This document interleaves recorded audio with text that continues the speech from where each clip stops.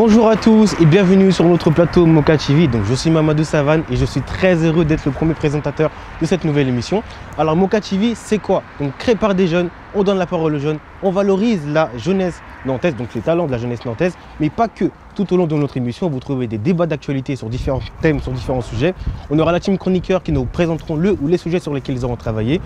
On aura des artistes qui viendront se représenter sur scène et des invités surprises que vous allez voir. Donc vous n'allez pas être déçus car le contenu de notre émission sera très chargé. Aujourd'hui, j'ai le plaisir d'ouvrir le bal de ce premier numéro avec une invitée qui s'est déplacée spécialement pour nous rencontrer.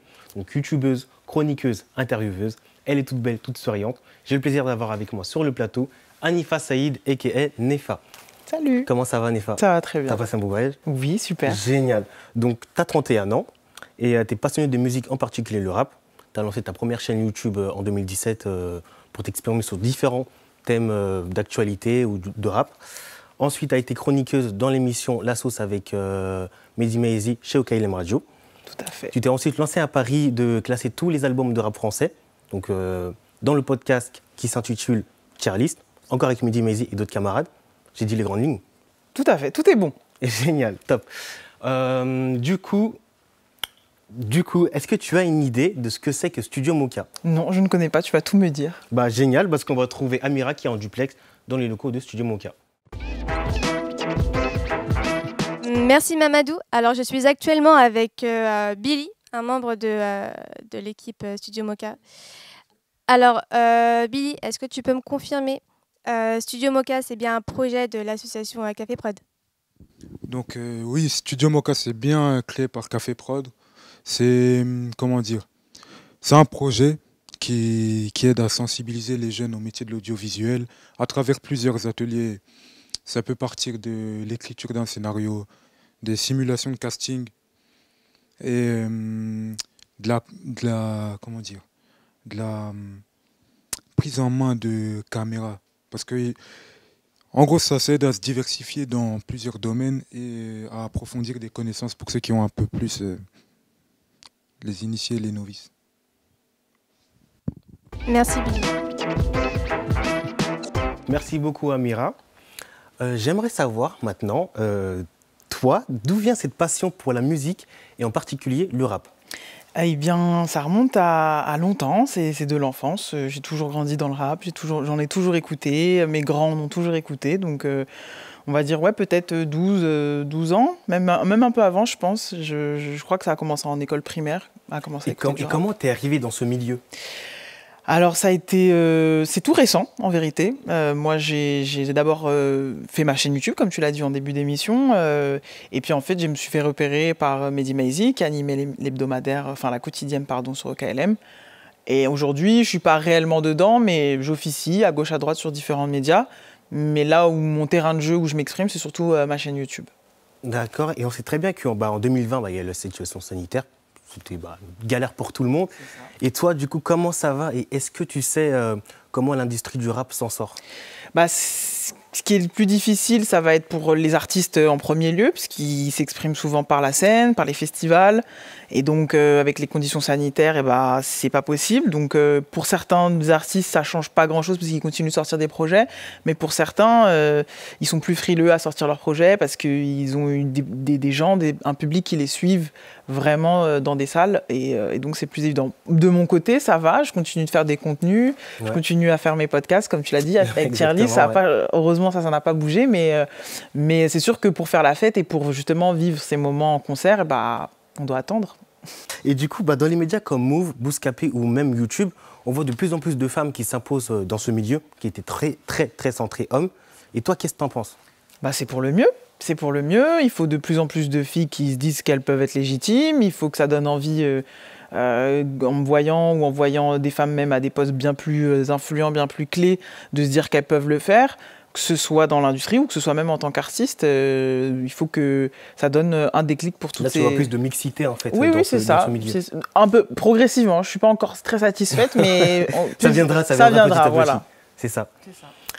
Pour l'avenir, quels sont tes projets? Parce que j'ai entendu dire, je ne suis pas sûr, mais que tu étais sur l'écriture d'une bio de d'un rappeur en Ah oui, particulier. oui, effectivement. Tu es Si bien tu peux renseigné. nous en parler. Tu es bien renseigné. Bah, c'est terminé. J'ai participé à l'écriture. C'est pas véritablement une bio, c'est le rappeur Giorgio, donc qui a déjà annoncé à la sortie de son album pour le 7 mai qu'il accompagnerait l'album d'un livre qui retrace ses 10 ans dans le rap. Donc c'est lui qui parle à la première personne, qui raconte ses 10 ans dans le rap. Et moi, mon rôle, ça a été de récolter des témoignages des gens qu'il a rencontrés au cours de ces 10 ans. Ouais. Donc j'ai fait ma petite part à l'édifice et donc c'est disponible le 7 mai. Du coup, bah, tout de suite, on va retrouver Alexis, mon poteau Alexis, qui est très imprévisible, mais je l'aime bien parce que ses chroniques sont souvent cool. Ouais, salut Mamadou. J'ai le Covid. Alors, bienvenue dans Chronique sa mère, la chronique qui, comme NTM, est un constat d'urgence sur des sujets de notre société. Aujourd'hui, le constat d'urgence. Pourquoi j'ai toujours pas percé? Non mais c'est vrai ça Mamadou. Pourquoi j'ai toujours pas percé? Donc mon sujet, comment un mec qui vient de campagne peut-il finir dans le cinéma? Parce que oui, je viens de la campagne et comme beaucoup de gens là-bas, on a des rêves. Moi, c'est de percer dans le cinéma.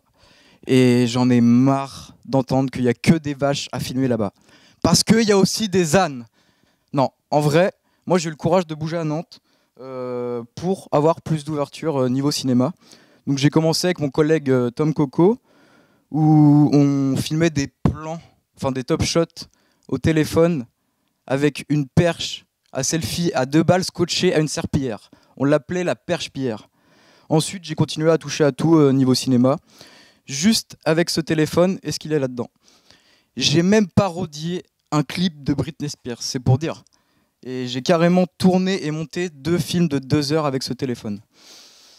Je sais pas ce qu'il faut de plus. Attends, je joue bien, je suis drôle, je sais faire du bruitage, l'hélicoptère, le canard, je sais même faire des imitations, vous voyez, hein, n'est-ce pas Carlita?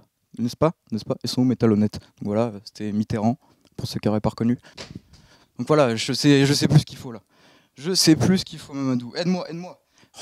Oui, je sais, si je veux avancer dans le milieu, faut que j'aille à Paris. Mais avec mon trouble de l'anxiété, à chaque fois que je prendrai le métro, je ferai une crise d'angoisse. Mais par contre, il y a un truc que j'ai rien à envier aux Parisiens, c'est que j'ai des histoires de campagnards à raconter qu'eux, ils n'ont pas. Mais bon, je me suis jamais senti bien là-bas en campagne, je me sentais à part, le petit créatif dans la lune, avec un entourage fermé qui me prenait pour un mec perché. J'ai tous les critères du réalisateur parti de rien, quoi. Enfin, le clown triste, l'artiste torturé qui sent nulle part à sa place, c'est bon. J'ai le profil nécessaire et les névroses qui vont avec pour percer en tant que réalisateur et être le nouveau Kubrick là. C'est où que chine Mamadou? Après, si le seul moyen de percer c'est d'aller à Paname pour voir la vie en rose, moi en tout cas, pour l'instant je fais mon chemin à Nantes et non, rien de rien, je ne regrette rien. Alors à tous les gens coincés dans leur campagne qui ont des rêves, il ne tient qu'à vous de tout faire pour les réaliser. Et surtout, ne laissez jamais personne vous dire que c'est impossible. Même pas vous-même. Allez, salut tout le monde. Merci beaucoup Alexis et t'inquiète pas que je vais t'aider mon pote, t'inquiète même pas. Une petite réaction par rapport à la chronique. J'adore, très drôle, bien écrit. Je comprends ce qu'il est en train d'expliquer dans cette chronique. Et du coup, comment faire pour réussir si on vient pas du tout de la capitale? Mais il n'y a pas de recette, il n'y a que des contre-exemples. Donc, comme il a dit dans son billet d'humeur, en fait, il faut bricoler avec ce qu'on a, il faut être inventif et être persévérant. Donc, si on n'a pas les grands plans, les grands châteaux, les grands bâtiments, on fait avec ce qu'on a, avec son iPhone, voilà, faut bricoler. Donc, tout de suite, on va parler un peu plus cinéma. Donc, on a eu la chance d'avoir dans nos locaux Simon Ray, qui est directeur de l'agence Film Talent, donc qui compte parmi ses clients des auteurs de la série 10%, donc 10% que tu connais. Ma série française préférée. Génial. Donc, il nous a parlé de son parcours et des métiers du cinéma, donc notamment celui d'agent, de réalisateur et de comédien. Voici quelques extraits. Alors, agent, il y a 2 types d'agents. Il y a le métier d'agent de comédien qui est assez connu via la série 10%, et il y a le métier d'agent de réalisateur et scénariste qui est un peu moins présent dans le 10%, mais qui est le métier que je fais. En fait, j'aide des réalisateurs et des scénaristes à monter les projets. Donc je les conseille sur leurs projets, sur les producteurs avec lesquels travailler. Et j'essaye de faire en sorte que le projet soit droit, pour, en gros, partir en écriture, puis en financement, puis se tourner, etc. Une fois que ça c'est prêt, je négocie les contrats des auteurs que je représente, et moi je suis payé 10% de ce qu'eux, ils gagnent. Il y a aussi une partie de mon travail qui est d'aller dans des festivals voir les films, de savoir ce qui se tourne, quand, etc. Pour repérer des nouveaux réalisateurs et scénaristes avec lesquels je souhaite travailler. Donc la série 10%, c'est une série qui est plutôt réaliste, je trouve, de ce que je me souviens du métier d'agent de comédien, encore une fois, qui est un petit peu différent. Il est inspiré d'ailleurs de personnages réels, il y a des vraies situations qu'on vit, on s'y reconnaît un petit peu dedans. Parfois on trouve ça un petit peu trop noir et trop cynique sur les personnages. Mais je trouve qu'au final, ça a été, c'est quand même assez ressemblant. Enfin, je trouve qu'il y a un manque de diversité clairement dans le cinéma français. C'est encore lié une fois, à mon avis, à un microcosme parisien où il y a une forme de reproduction sociale, c'est-à-dire que certaines personnes qui travaillent dans le cinéma aujourd'hui sont des enfants de personnes qui travaillaient dans le cinéma avant ou connaissent des gens qui travaillaient dans le cinéma. C'est-à-dire que moi, je pense que c'est super difficile pour des jeunes de se dire « Ah tiens, j'aimerais bien bosser dans le cinéma », parce que ça paraît complètement inatteignable. À moins que vous ayez typiquement des associations comme là, qui en fait vous rendent petit à petit ce rêve atteignable. Et donc je pense que c'est beaucoup lié à ça, je pense que les gens s'interdisent de travailler dans le cinéma parce que ça leur paraît inatteignable. Donc vous pouvez retrouver l'intégralité de l'interview sur notre chaîne YouTube. Donc on va rester sur le thème cinéma du coup. Allons-y. J'aimerais savoir, c'est quoi ton film ou ta série préférée actuellement? Alors, du tac au tac, tu m'as dit. Ouais, du tac au tac. C'est ce que tu m'as dit. Donc là, je vais y aller pour Casino, de Martin Scorsese. Voilà. Et pourquoi Casino? Parce que déjà, De Niro, allez hop, on l'adore, on adore Robert De Niro. Et puis, j'ai toujours aimé l'imagerie, j'ai toujours aimé les couleurs, l'histoire, toute cette ambiance Scorsese, c'est mon truc. Donc aujourd'hui, je dis Casino. Et en série, il faut que tu me laisses un petit peu réfléchir parce que je binge beaucoup. Ouais. Donc là, comme ça, je dirais peut-être O.J. Simpson, la série qui retrace un peu le parcours le procès d'O.J. Simpson, que j'avais bien aimé aussi. Surtout la photo qui m'avait vachement plu, la performance de Cuba Gooding Jr., David Schwimmer en Robert Kardashian. Enfin, ouais, c'est les deux trucs qui me viennent en tête là aujourd'hui. Ouais. Et du coup, qu'est-ce que tu en penses des séries ou films qui sont axés sur le rap? On a pu voir valider la série qui a cartonné l'année dernière, donc il y a la saison 2 qui va bientôt sortir. Et toi, qu'est-ce que tu en penses de ces séries-là ou films? Je suis mitigé. Je t'avoue que d'un autre côté, c'est bon signe, que ça veut dire qu'on est important. En plus, d'ailleurs, tu as fait une vidéo là-dessus. Oui, bien sûr, j'en ai parlé, dans laquelle j'avais un avis mitigé, oui. si tu as bien regardé la vidéo. Oui, et donc, j'ai un avis qui va un peu à la fois sur je me réjouis, parce que ça veut dire qu'on est populaire, ça veut dire que le rap est important, donc on y consacre une série. Et en même temps, il y a quelques clichés, mais je pense que moi, je peux voir parce que je suis un peu dans le milieu. Mais si ça a parlé à un grand public, c'est que finalement, la formule peut-être était efficace, malgré certains écueils et certains clichés. Voilà. Il n'y a pas de souci. Et est-ce que tu as une bande-son d'un film qui t'a marqué et pourquoi? Je penserais, parce que j'en ai parlé il n'y a pas longtemps dans mon podcast qui est consacré à des séries et aux films, c'est Love and Basketball, qui est un film produit par Spike Lee. J'ai oublié le nom de la réalisatrice, je suis désolée. En plus, c'est important parce que c'est une réalisatrice et que du coup, l'angle est très féminin. Ouais. Un des premiers films un peu où j'ai eu une égérie féministe même dans le film. Et la BO est incroyable. On y retrouve Maxwell, on y retrouve Donell Jones, donc très R&B 90, très hip-hop. Le film se passe à Los Angeles dans les années 80, donc c'est assez intense comme BO. Je conseille à tous Love and Basketball soundtrack. Il n'y a pas de souci, c'est noté. Donc là, on va changer de thème. Donc Studio Moka, c'est aussi de la fiction, de l'investigation et du reportage. Regardez.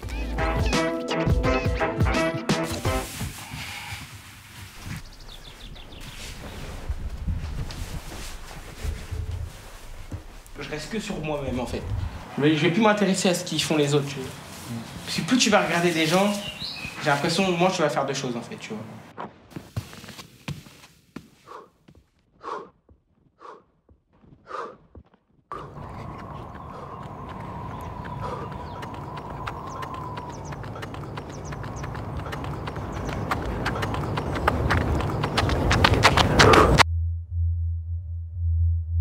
allez me parler de votre dossier, on va parler de sa viabilité économique et on va faire l'étude de votre situation.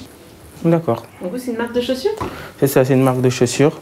Donc moi, je me suis rendu compte, en fait, il y avait plus de 90% qui sont déjà blessés dû à un mauvais chaussement, entorse, douleur articulaire, mal de dos.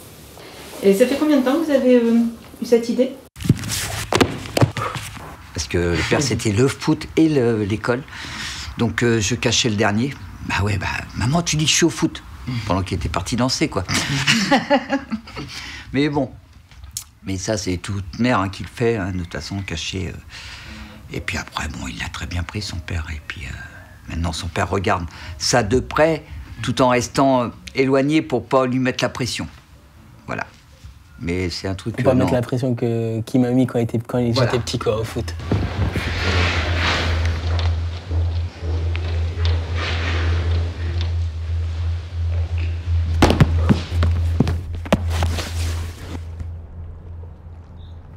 Moi, c'est ça, en fait. Moi, je pense, depuis que je suis petit, j'ai eu l'habitude de sortir tout le temps.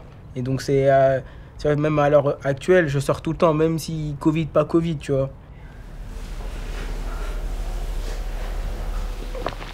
Non, parce que t'as vu sur le devis, il avait pas mis la conception de la semelle. Ah si. Non, il l'a pas mis en charge. C'était écrit non pris en charge.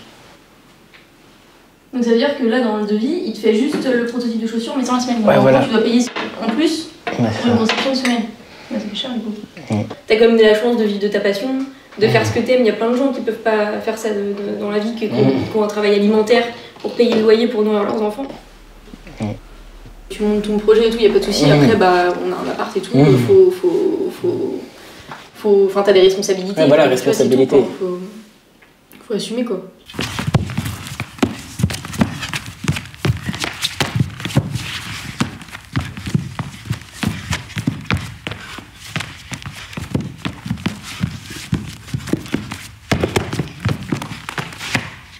Des fois, quand je suis bien en forme, là, bien échauffé, ça fait direct. Tu vois, je descends direct, tu vois. Mais en fait, il faut que tu te dises dans ta tête, qu'est-ce que j'enchaîne après? Ouais, c'est ça. Il faut pas que tu partes. En fait, c'est comme dans... Il faut pas que tu partes dans une direction sans savoir où tu vas. Ouais. Du coup, si ta vrille, tu veux la passer, il faut que tu penses au move qui est après. Comme ça, tu vas mettre l'énergie nécessaire pour rentrer dans ce move-là.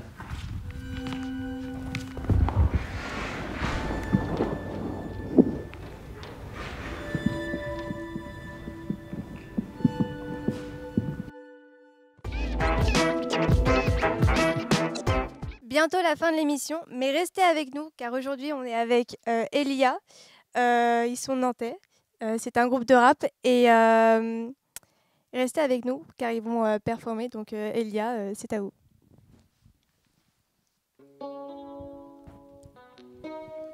Hey. Ok. L'amour du ciel, demain je vois tout ira bien. En tout cas, c'est ce que m'a dit le marabout du coin. J'ai envie de voir les enfants grandir et j'aimerais partir. Je te vois sans cesse, tu fermes pas les yeux, tu vois cet horizon qui t'attire. Tu sais, la vie c'est le combat, faut pas mourir en martyr. Tu es une femme isolée, pas d'homme à tes côtés.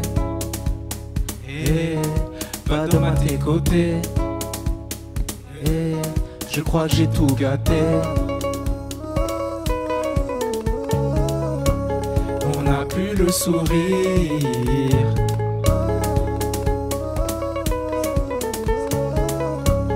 On n'a plus le sourire.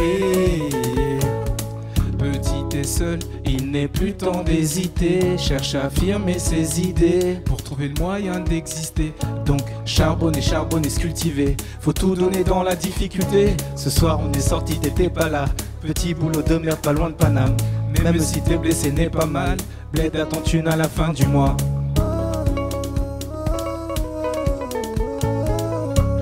On n'a plus le sourire.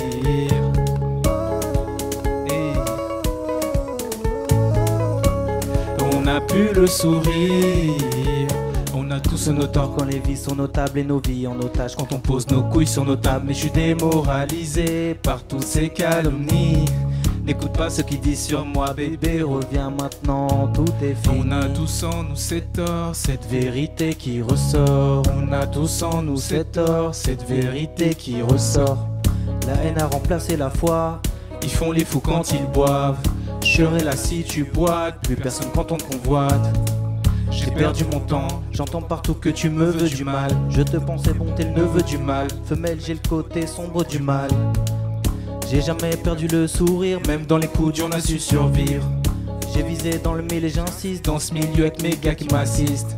Qu'est-ce que tu peux faire après ça? N'assumes-tu pas la pression? Habitué à faire du sale, des grandes aux petites salles, j'assume mes décisions.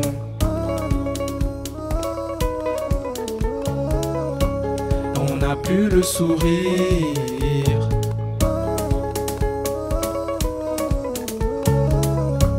On n'a plus le sourire.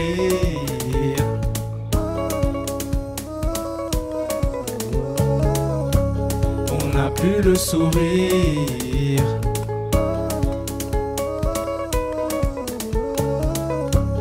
On n'a plus le sourire.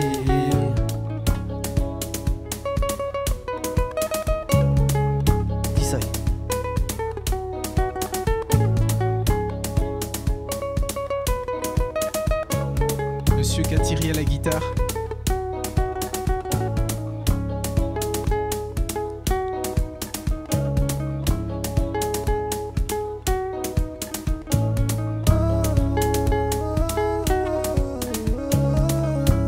On n'a plus le sourire. On a dit bad, bad, bad, garde le sourire. On a dit brook, brook, brook, garde le sourire. On a dit Najimi, garde le sourire.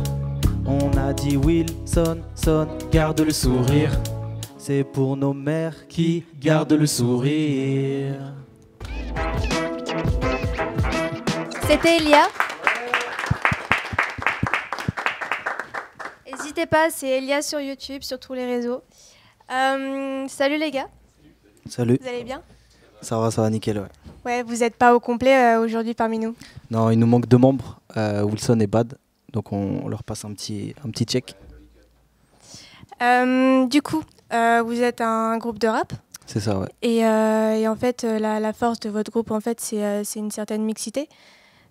Chaque personne, chaque membre du groupe a sa propre personnalité, a ses propres influences. Et moi, je me demandais, en fait, comment vous avez réussi à trouver une certaine cohésion musicalement parlant? Ça a été un peu difficile au début, je pense, parce que comme réunir différentes personnalités, c'est aussi des traits de caractère qui sont difficiles à canaliser. Il faut trouver un terrain d'entente. Et ça a été un peu compliqué au début, mais vu qu'on est des amis d'enfance, au final, ça va vite et on a bien géré. Je sais que Najimi, tu vois, il aime bien le kickage aussi, comme moi au début. Saïd, quand il s'est greffé au groupe, ça a été aussi bien parce qu'il a su s'adapter hyper facilement. Et avoir un talent comme ça dans le groupe, ça nous a permis de tous être poussés vers le haut, en fait. Ouais, c'est ça. Le plus important, ça a été l'humain. Parce que comme je disais, on était des amis avant tout. Et Saïd, ça a matché humainement. C'était avant tout, c'était l'humain, quoi. Donc un groupe qui fonctionne grâce à l'amour et l'amitié, c'est super beau. Je prends. Merci beaucoup, belle prestation du groupe Elia. J'aimerais savoir maintenant, toi, qu'est-ce que tu écoutes en ce moment et c'est quoi qui te fait kiffer la musique? Et ce que j'écoute en ce moment, en tout cas depuis maintenant 1 an, et qui est mon préféré, c'est un rappeur nantais qui s'appelle Quello, et qui justement a sorti un projet qui s'appelait Odyssée au premier confinement, et là un petit 7 titres qui s'appelle Seven. Et j'aime bien parce qu'il y a un mélange de ce que j'aime. Tu me parlais de ce que j'aime, les rimeurs, la structure de rime, les techniciens, façon Atem Ben Arfa, et de la mélodie, comme ce qu'on vient de voir tout à l'heure avec le groupe Elia. Je crois qu'aujourd'hui, un rappeur moderne doit être capable de faire les deux. De combiner les deux, quoi. Exactement. Ouais. Donc voilà, je dirais Quello. Très bien. Et c'est quoi qui te fait kiffer la musique? Bah, si on parle plus de prod, j'ai toujours aimé les choses un peu soulful, samplées, donc samples de jazz, samples de soul qu'on refabrique, en tout cas sur les sonorités, et puis avec des rappeurs qui crachent le feu, quoi, qui ont des schémas de rimes, qui tordent la langue, qui ont des néologismes. Moi, mes références, c'est Danny Dan en France, c'est Jay-Z aux États-Unis, donc c'est tous ces mecs-là, moi, qui me font kiffer. D'accord, il n'y a pas de souci. Donc on va terminer en sondage. Donc là, tu vas répondre au tac au tac. Tac au tac. Vraiment tac au tac. Je me concentre. T'es plutôt rap ou R&B? Rap. Rap français, rap US? Rap français. Afro ou rap? Rap, toujours. Jul ou SCH? S. Le S. Ah, m'a gâté. Kerry James, Youssoupha? Oh, Kerry James. Aya Nakamura, Imenes? Aya, la reine. Apache ou Carnage? Carnage. Très bien. Et la dernière, une petite dernière, et je veux une réponse. T'es plutôt rap des années 90 ou rap 2000? Donc t'en choisis un. Ça dépend. Tu dis pourquoi. Oh là là, et il faut que tu précises FR ou US? Bah, FR. Et bah rap FR 90. 90, et pourquoi? Bah, c'est l'âge d'or, du rap français. 98, on est champion du monde et il y a Oxmo Puccino qui sort Opéra Puccino. Je conseille à tous nos jeunes de l'écouter. On a Doc Génico pas loin, je crois 95, j'ai pas les dates en tête, mais grosse période commercialement et en termes de sonorité pour le rap français dans ces années-là. Donc pour le rap français, je dirais 90, mais pas 90. Forcément pour le rap américain. Il n'y a pas de souci. Donc j'aurais aimé discuter plus longtemps avec toi. Mais toutes les bonnes choses ont une fin. C'est bien ça, donc malheureusement, on doit se quitter. Mais j'aimerais bien quitter en musique si c'était possible, bien sûr. Let's go! Merci beaucoup à tous. Donc j'étais très heureux d'être le premier présentateur de cette nouvelle émission Moka TV. Merci à tous nos partenaires. Merci à Simon Ray pour l'entretien et l'interview. Merci au groupe Elia pour la prestation. Et pour finir, merci à Guifa. Et moi, je vous dis à très bientôt sur une nouvelle émission de Moka TV. Le boss! C'est léger. On est ensemble. Ok. Let's go.